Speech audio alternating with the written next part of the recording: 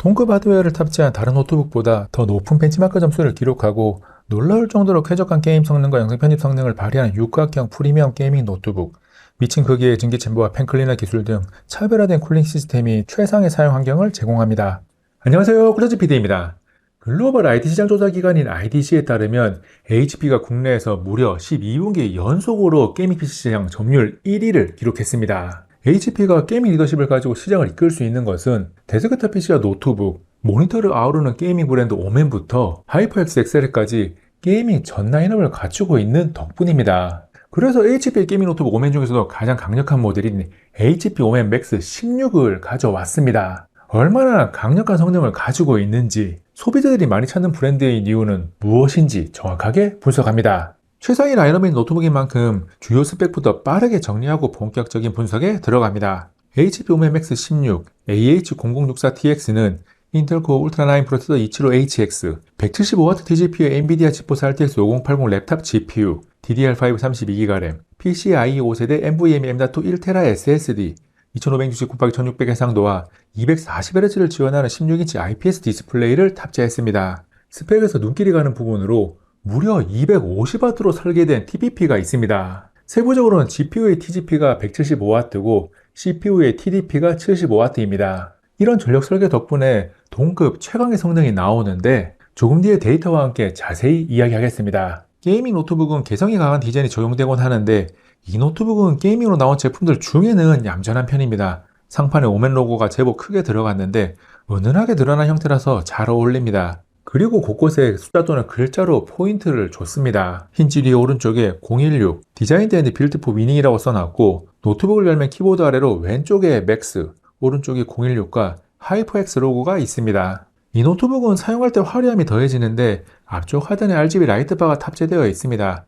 그래서 RGB 키보드와 함께 반짝거리는 모습을 보면 게이밍 노트북이라는 것이 확 와닿습니다. 크기는 16인치 제품이기도 하고 외장 그래픽카드가 탑재되는 게이밍 노트북이라서 가로 35.6cm, 세로 26.9cm, 두께 2.48cm로 어느 정도 부피가 있는 편입니다. 무게도 실질 기준 2.697kg으로 묵직함이 있는데 하이엔드 게이밍 노트북 시장에서는 평범합니다. 들고 다니면서 사용하는 목적으로 나온 노트북은 아니지만 강력한 성능을 낸 노트북을 원하는 장소로 바로 이동해서 사용할 수 있다는 것은 꽤나 매력적인 일입니다. 인텔 코어 울트라 9 프로세서 275HX와 RTX 5080 GPU를 탑재한 노트북이 HP 오멘 맥스 16만 있는 것은 아닌데 동급의 하드웨어를 갖춘 노트북들 중에서 남다른 퍼포먼스를 자랑합니다. 앞에 잠깐 이야기한 250W TPP 덕분인데 벤치마크 점수를 보겠습니다. 실사용 환경에서의 CPU 연산 성능을 다방면으로 테스트하는 긱벤치 6 점수를 보면 싱글코어 3057점, 멀티코어 19133점으로 모바일 프로세서 중에는 최상급입니다. CPU 인크리지 성능 테스트로 CPU를 100% 사용할 때 최고 성능을 확인할 수 있는 시네벤치 2024의 점수는 싱글코어 135점, 멀티코어 1993점으로 역시나 최고 수준의 점수가 나옵니다. 그리고 강한 부하가 걸렸을 때 성능 유지가 어느 정도 되는지 시네벤치 2024 30분 안정성 테스트 결과를 보면 스로틀링으로 인한 CPU 성능 제한이 없다는 것을 확인할 수 있습니다. 다음은 GPU의 성능을 자세하게 들여다보면서 CPU의 성능까지 종합적으로 분석할 수 있는 3D마크 벤치마크입니다. 가장 많이 알려진 테스트인 다이렉트 11 기반의 그래픽 성능을 나타내는 파이어 스트라이크가 39,890점, 다이렉트 12 기반의 그래픽 성능을 나타내는 타임스파이가 21,325점입니다. 그리고 다이렉트 12 얼티메이트와 다이렉트 레이트레이싱을 복합적으로 테스트하는 스피드웨이는 5,748점, 실시간 레이트레이싱 렌더링 성능 테스트인 포트로얄은 14,310점, 논 레이트레이싱 그래픽 성능 크로스 플랫폼 테스트인 스틸로마드와 스틸로마드 라이트는 각각 5,302점과 23,654점입니다. 긱벤치 6, 시네벤치 2024, 3D마크의 점수 모두 동급의 하드웨어를 탑재한 다른 노트북들보다 평균적으로 5에서 10% 정도 더 잘 나옵니다. 이 영상이 유료 광고를 포함하고 있다 보니 다른 제조사 이름을 거론하면서 비교할 수는 없고 동일한 CPU와 GPU를 탑재한 가칭 B사의 노트북과 비교를 해보면 차이가 납니다. B사 제품도 상당히 잘 나온 노트북인데 최상위 라인업에서 이 정도 성능 차이를 내는 게 놀랍습니다. 계속해서 스로틀링이라는 성능 제한은 없는지 3D마크 스트레스 테스트 결과를 봅니다. 스틸로마드가 97.9%, 타임스파이 98.3%, 포트로얄 99.4%로 부하를 심하게 받아도 성능 제한이 없다는 것을 확인했습니다. CPU와 GPU의 클럭 변화도 일정합니다. 벤치마크에 이어서 성능을 조금 더 직관적으로 확인할 수 있는 게임 테스트입니다. 오버워치2 배틀그라운드 사이버펑크 2077을 플레이했고 2560 곱하기 1600 해상도 상태에서 노트북이 가장 강한 성능을 낼 수 있게 설정을 했습니다. 첫 번째, 오버워치2는 프레임이 가장 안 나오는 설정인 그래픽 설정 최상의 DLSS를 끄고 렌더링 스케일 100%로 플레이했습니다. 평균 220프레임 내외가 나오고 하위 1%는 170프레임 이상을 기록합니다. 역시나 그래픽 설정 최상에서 DLSS를 켜고 플레이를 하면 평균 330프레임 정도가 나오고 하위 1%는 210프레임 정도를 기록합니다. 옵션을 전혀 타협하지 않고도 노트북이 지원하는 240Hz를 완전히 제대로 누리고도 남는 성능이 나옵니다. 두 번째 게임 배틀그라운드는 그래픽 설정 울트라 렌더링 크기 100으로 플레이를 했습니다. 평균 200프레임 내외가 나오고 하위 1%는 조금 왔다 갔다 하는데 110에서 130프레임 정도를 기록합니다. 노트북에서 배틀그라운드를 옵션을 타입하지 않고 평균 200프레임으로 할 수 있다는 것은 굉장히 매력적인 성능입니다. 세 번째는 극악의 게임 환경을 요구하는 사이버펑크 2077인데 최상의 스펙을 요구하는 레이트레이싱 오버드라이브 프리셋 설정으로 인게임 벤치마크를 돌렸는데 평균 169.72프레임이 나왔습니다. 프레임이 너무 잘 나온 것이 놀라워서 테스트를 하고 또 했는데 비슷한 수준으로 일정하게 유지하더라고요. 이어서 역시나 만만치 않은 설정인 울트라 프리셋 설정의 DLSS를 적용해서 인게임 벤치마크를 실행했는데 평균 309.01프레임을 기록했습니다. 초고사양을 요구하는 사이버펑크 2077도 아주 쾌적하게 즐길 수 있는 성능이 나옵니다. 게임 성능을 본 노트북 이름에서 오멘 뒤에 맥스를 붙여둔 게 너무나 잘 어울립니다. 게임 플레이 관련해서 이 노트북에는 플레이하는 게임의 성능을 극대화해서 즐길 수 있게 설정을 알아서 최적화해주는 오멘 AI가 포함되어 있습니다.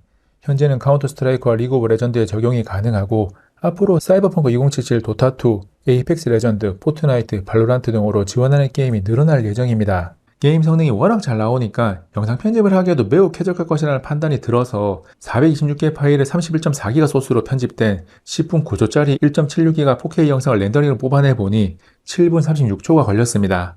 이어서 더욱 하드한 환경으로 1430만 개 파일의 72.4기가의 소스로 편집된 22분 32초짜리 3.81기가 4K 영상을 렌더링하는데 23분 16초가 걸렸습니다. 아주 하드한 환경에서도 거의 리얼타임 렌더링을 해냈고 작업 환경이 좋을 때는 영상 시간보다 훨씬 빠르게 렌더링이 끝났습니다. 이 정도면 영상 작업 성능도 게임 성능만큼이나 훌륭합니다. 벤치마크부터 게임 성능, 영상 편집 성능까지 모두 아주 좋다는 것을 확인을 했는데 이쯤 되면 발효 관리가 잘 될지 궁금합니다. 게임 성능 테스트를 하면서 나온 프로세서의 온도는 따로 언급을 하지 않았었는데 오버워치2와 배틀그라운드의 테스트 결과를 함께 보면 GPU는 70도 내외나 70도를 조금 상회하는 정도로 낮은 편이고 CPU는 80도 전후에서 90도까지 나와서 조금 높은 편입니다.